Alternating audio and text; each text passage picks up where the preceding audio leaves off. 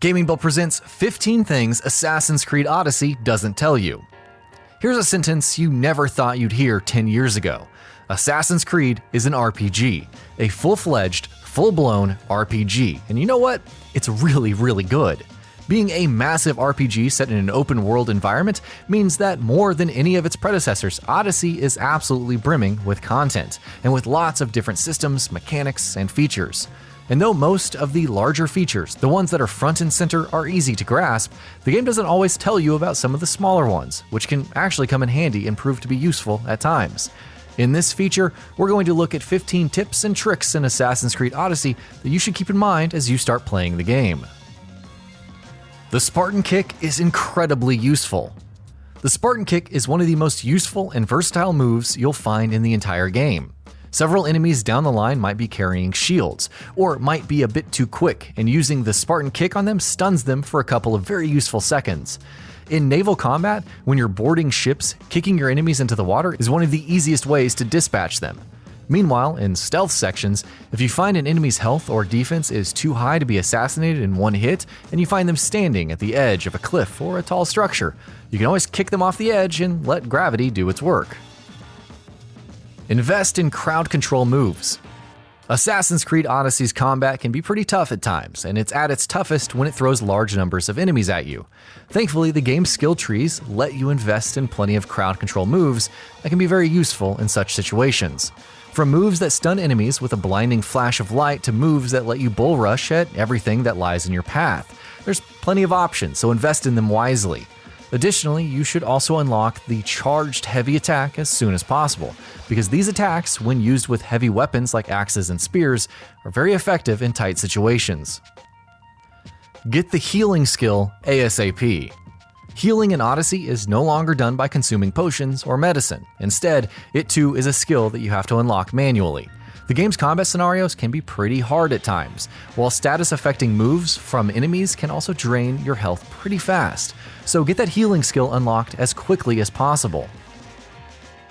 Get the shield break skill. As I mentioned, plenty of enemies in Odyssey will come at you with shields, and as the game progresses, that number will grow and the shields will grow larger and sturdier, and can prove to be tricky to deal with in some of the more hectic battles. While using heavy attacks is an effective way to deal with shields, it's mostly temporary, and these attacks will take a couple of seconds to unleash. As such, once you've got the bare necessities, like healing, out of the way, you should think about unlocking the shield break skill at the earliest. Use parries and perfect dodges. Using skills and perfect dodges in combat is by no means necessary, but it can be very useful. Parrying at the right time opens up a 2 to 3 second window of opportunity where you can land a flurry of attacks, which can be particularly useful against tougher enemies or larger groups. Not all attacks can be parried though, and in such situations, perfect dodges come in handy. Similar to Breath of the Wild, dodging an attack at the perfect moment slows down time for a couple of seconds, allowing you to land a series of hits on any and all opponents around you. Pay more attention to armor ratings.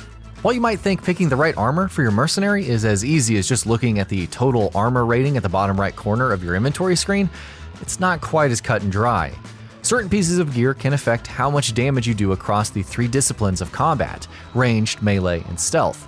As such, if you like to do things quietly, for instance, even though some pieces of armor might have a lower overall rating, equipping them for significantly higher assassin damage can turn the tide in a lot of situations. Equip gear with engravings. Equipping your weapon with engravings is something Odyssey briefly explains to you early on in the game, but that doesn't do justice to just how important it can be. Engravings provide a variety of benefits, from higher damage across the 3 styles of combat to other boosted stats, and the more you level up, the better engravings you unlock. These can even provide significant buffs to lower level gear, so do not ignore engravings. Don't discard lower level gear. Speaking of lower level gear, you might be tempted to sell off or dismantle your weapons or armor as you get better equipment, but you might want to hold off on that. Upgrading your gear at blacksmiths is always an option, and bringing a lower level piece of rare or legendary gear can reward you with some particularly useful weapons and armor pieces. Combined with engravings, that number that denotes the level of an item becomes far less important. Clear out enemy camps whenever possible. Odyssey's ancient Greece is littered with tons of enemy camps across the map, from camps to military outposts to forts to fortresses, and these come with certain objectives of their own, such as killing a certain number of captains and pole marches, or freeing a certain number of captives, or looting chests, or burning war supplies. It's usually an excellent idea to complete all of these objectives, because not only do things like killing captains and pole marches and looting chests reward you with some pretty sweet loot, but clearing all of the objectives of camps also gives you a decent amount of XP. Don't worry too much about the faction wars. As a mercenary in Odyssey, you have the choice to side with whichever side of the Peloponnesian War you want to, which, in terms of gameplay mechanics, boils down to faction wars. What the game doesn't tell you is that these parts don't really make much of a difference. Helping a faction gain dominance in a region doesn't do much other than changing the colors of the banners on the walls. While the massive set-piece battles these faction struggles end with can prove to be exciting and enjoyable set pieces, especially early on, and can also give you a decent amount of XP, you shouldn't be too worried about being the one to decide the course of the war. It doesn't make much of a difference either way. Your character's gender doesn't change much. Assassin's Creed Odyssey is also the first game in the series that lets you decide whether you want to play as a man or a woman. Really though, that doesn't impact the story or the dialogue in any significant ways. Alexios and Cassandra are, for the most part, the same character, so rather than worrying about how the story or the world might react to your character's gender, you should instead just make that early decision based on your own personal preferences. Recruit more crew members.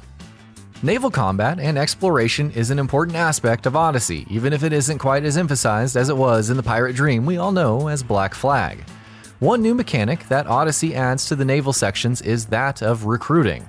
Essentially, like in the Phantom Pain, you can knock out literally any enemy you come across and get them to join your crew on your ship. It's an entirely ancillary mechanic that, if you should choose, you can ignore entirely.